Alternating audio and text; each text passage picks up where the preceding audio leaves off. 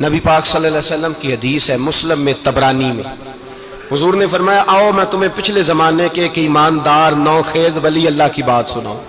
پچھلے زمانے حضور نے فرمایا پچھلے زمانے میں ایک بادشاہ جادو کے زور پہ حکومت کرتا تھا۔ جب وہ ایک جادوگر اس نے رکھا ہوا تھا تو جادوگر اس کو جادو بتاتا، وہ جادو کے زور پر حکومت کرتا۔ جادوگر بوڑھا ہو گیا تو کہنے لگا بادشاہ کوئی نوجوان میرے پاس بھیج دے، اب میں بوڑھا ہو گیا ہوں میرا پتہ کوئی نہیں کب مر جاؤں۔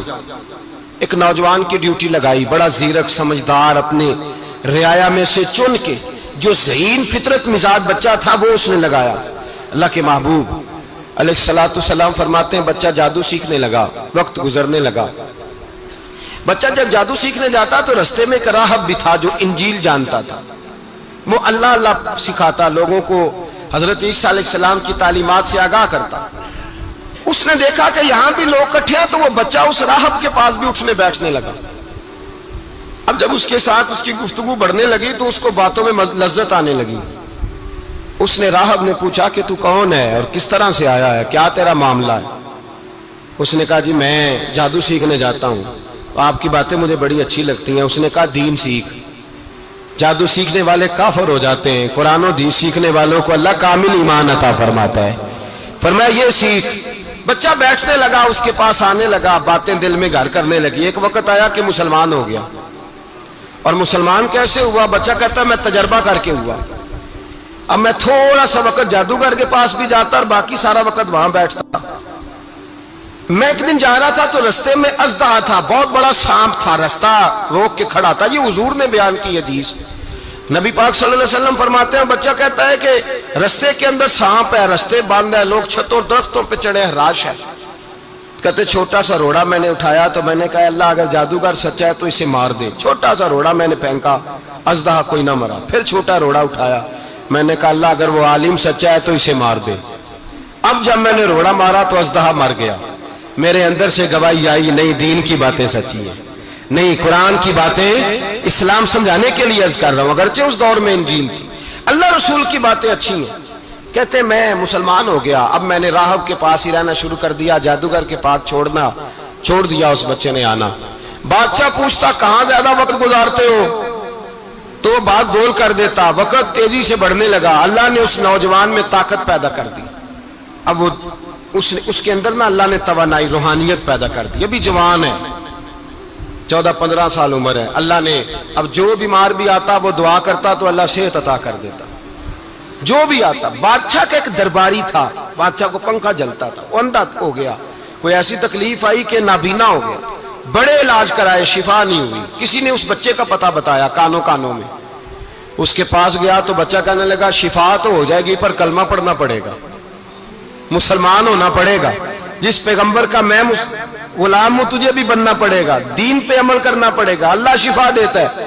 اس نے کہا تو مجھے کلمہ پڑھا، مجھے شفا دے، میں تیار ہوں۔ اس نے کہا شفا تو اللہ دیتا ہے۔ اس نے اللہ تبارک و تعالیٰ کا ذکر کر کے دعا مانگی، یہ مسلم شریف میں حدیث ہے، طبرانی میں موجود ہے۔ اللہ نے اسے شفا دی، اس نے کلمہ پڑھنا شروع کر دیا۔ یہاں ایک نقطہ لکھا ہے ہمارے علماء نے، کہتے ہیں جب اللہ ولایت عطا کرتا ہے نا تو یہ سفید بالوں والے کا حصہ نہیں ہوتی۔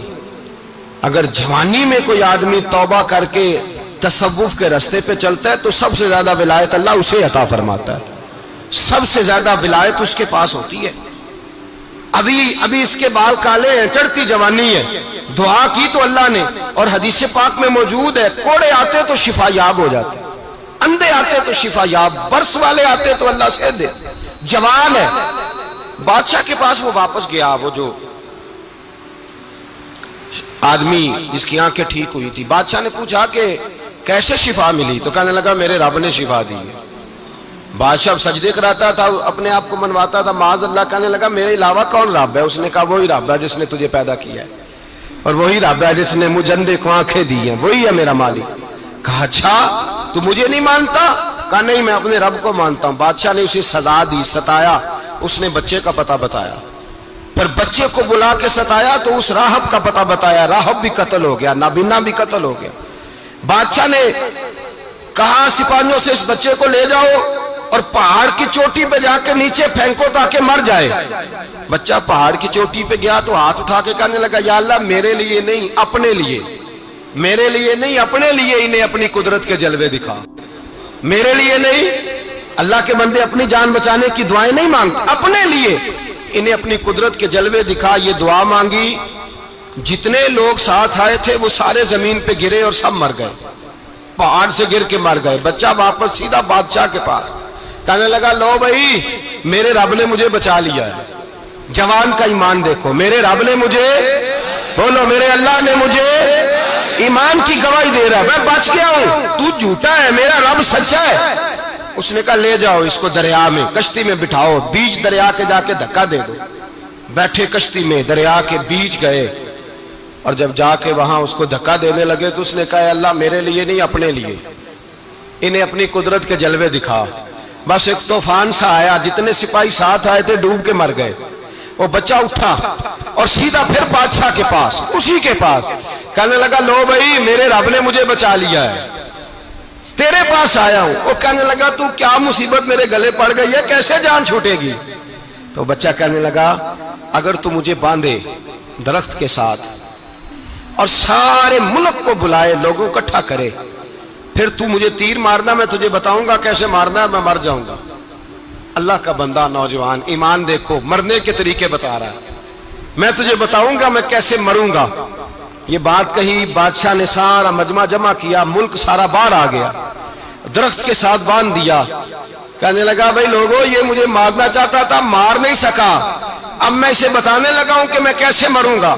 اسے کہو جب تیر مارے تو ساتھ میرے رب کا نام بھی لے، میں اپنے رب کے نام پہ جان دوں گا، ایمان کی پختگی میں اللہ کے نام پر جان دوں گا. اسے کہو رب کے نام پہ مارے، مر جاؤں گا. بادشاہ نے اللہ کہہ کے تیر مارا، پیشانی میں لگا، بچے کی روح پرواز کر گئی. جتنا مجمع کھڑا تھا سارا کلمہ پڑھ کے مسلمان ہو گئے، سارے مسلمان ہو گئے سارے. میرے رسول پاک سید عالم صلی اللہ علیہ وسلم نے نوجوانوں کو بتایا جب تمہارے اندر ایمان کی قوت آئے گی تو اللہ تمہاری مدد کرے گا. فرمایا وہ نوخیز ولی تھا، ابھی جوان رانا تھا، ابھی اس کی پیشانی پر جوانی کے آثار تھے، لیکن اس نے اللہ کو راضی کیا، رب کریم کو راضی. ولایت کا مطلب بڑھاپا نہیں، ولایت کا مطلب وہ نہیں کہ جب بڑا لمبا وقت گزر جائے تو پھر آدمی آئے کہ نہیں اب کیا کرنا ہے، اب مسجد ہی ہے، اب تو اس کے علاوہ گزارا ہی کوئی نہیں.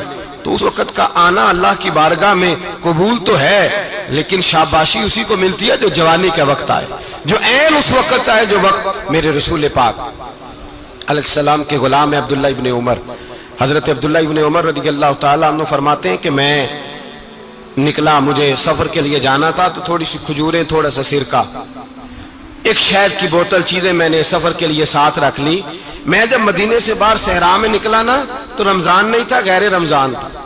میں نے ایک نوجوان کو دیکھا بکریاں چرا رہا ہے، بکریاں چرا رہا ہے. اے جوان، آپ فرماتے ہیں اس کا چہرہ بڑا نورانیت والا، گرد پڑی ہوئی پر بڑا حسین. فرماتے ہیں میں نے اس کو کہا کہ آ جاؤ کھانا کھا لو، روزے بھی نہیں تھے. کہنے لگا نہیں میں نے روزہ رکھا ہوا ہے. فرماتے ہیں میں نے کہا پتہ کروں کہ نیرا نیک ہی ہے کہ پرہیزگار بھی ہے. نیک وہ ہوتا ہے جو نماز پڑھے روزہ رکھے، پرہیزگار وہ ہوتا ہے جو گناہ سے بچے، وہ پرہیزگار ہوتا ہے. کہا پتہ کروں پرہیزگار بھی ہے کہ نہیں. کہتے میں قریب گیا تو میں نے جا کے اس کو کہا بھائی تیری بکریاں بڑی پیاری ہیں، میرا دل کرتا ہے ایک بکری مجھے دے دو. کہتے وہ جوان، غربت بھی، پریشانی بھی، پر دامان توکل کی یہ خوبی ہے کہ اس پر پابند لگے ہوتے ہیں، دھبے نہیں ہوتے. غربت ہے. کہا جناب ایک بکری دے دو. آنے لگا جناب بکریاں میری نہیں، بکریوں کا مالک کوئی اور ہے. کہتے میں نے آزمانے کے لیے کہا کہ بکریوں کے مالک کو کہنا ایک بکری بھیڑیا لے گیا ہے، کہہ دینا بھیڑیا لے گیا ہے.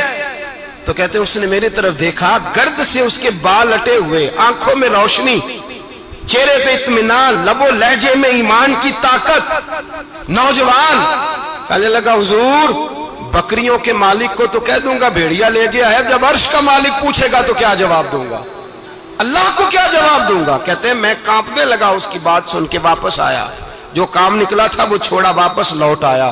میں نے پتہ کیا کس کا غلام ہے، پتہ چلا فلاں آدمی کا ہے. کہتے میں نے پہلے غلام خریدا، پھر پتہ کیا تیرے پاس بکریاں کتنی ہیں، اس نے کہا 400. کہتے میں نے مالک سے ساری بکریاں خریدی، پھر غلام کو بلایا، پھر وہ بکریاں تحفے میں دی، تحفے میں۔ کہنے لگا حضور یہ سارا کچھ مجھے کیسے ملا؟ میں نے کہا تیرا ایمان بڑا پختہ تھا تو میرے رب نے تجھے انعام عطا فرمایا۔